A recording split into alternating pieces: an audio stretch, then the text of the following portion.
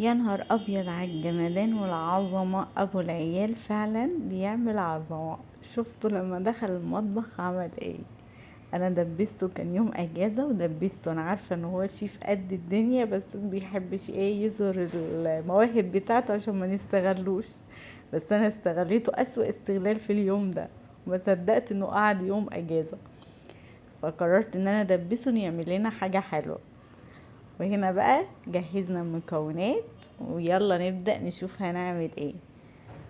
جبنا كوباية، حطينا فيها شوية مية دافية، نص كوباية مية دافية، حطينا معلقة سكر ومعلقة خميرة كبيرة ودوبناهم وهنسيبهم على جنب شوية صغيرين. بنكون مجهزين كوبايتين دقيق وكوبايتين سميد، دقيق سميد، وكوباية زيت. ولو عايزة تستبدلي الزيت بالزيت بسمن تمام، مفيش مشكلة. وبيكنج باودر. وهنا بدأ بقى هو ان هو يحط الدقيق والسميد الاتنين مع بعض، المكونات الجافة عشان نخلطهم مع بعض، وكوباية سكر. يبقى دي اول خطوة، كوبايتين السميد وكوبايتين الدقيق والسكر ومعلقة البيكنج باودر.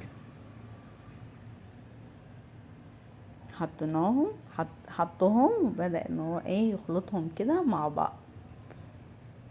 بجد كانت فظيعة وطعمة ولذيذة جدا جدا جدا. كفاية ان هي كانت من ايديه. بجد فرحنا جدا ان هو عمل لنا حاجة حلوة، اجمل بكتير من ان احنا نبعت كده نشتري حاجة من بره. كانت جميلة. وحط طبعا الخميرة اللي احنا عملناها، احنا ما سبناهاش كتير، احنا يا دوبك خلطنا المكونات وتحط عليها ايه الخميرة بالسكر والمية، وحطينا الزيت. ولو عايزين تستبدلوا الزيت بسمن تمام. وتقلب كويس كده كل الخليط والمكونات دي مع بعض، يتمزجوا كده كويس. وبعدين هم مش بياخدوا عجن، هم يدوبك بيتمزجوا كده مع بعض.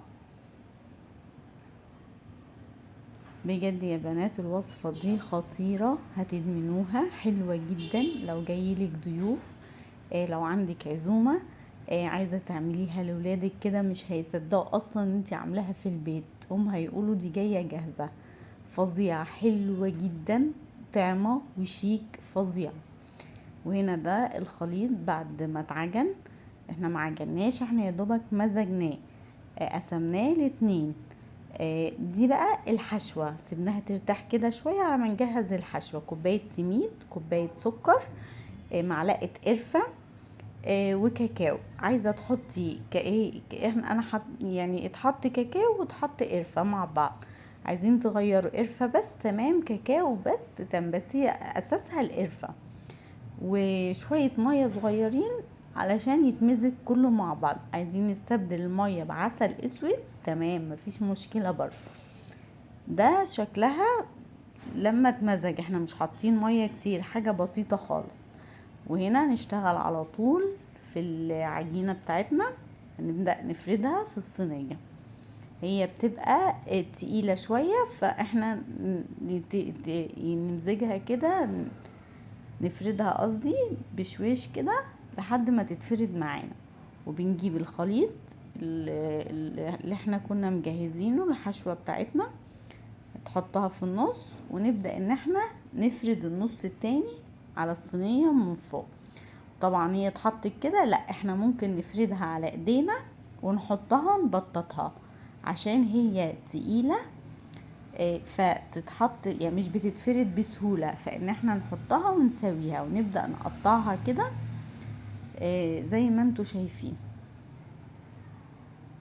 بجد يا جماعة الوصفة دي جربوها، انتوا هتدعوله على الوصفة دي، فظيعة، حلوة جدا جدا جدا. وطبعا مش هتبقى اخر مرة، هدبسك على طول لان انا عارفة انت فظيع في الاكلات، اكلاتك رهيبة، فهدبسك يعني هدبسك، لازم نتعلم منك. تدخل الفرن على الرف الاوسط، درجة حرارة 180، زي كأنك بتعملي بسبوسة بالظبط. تفتحي الشواية عليها تاخد لون، وكانت رهيبة، حلوة جدا جدا جدا. باي باي.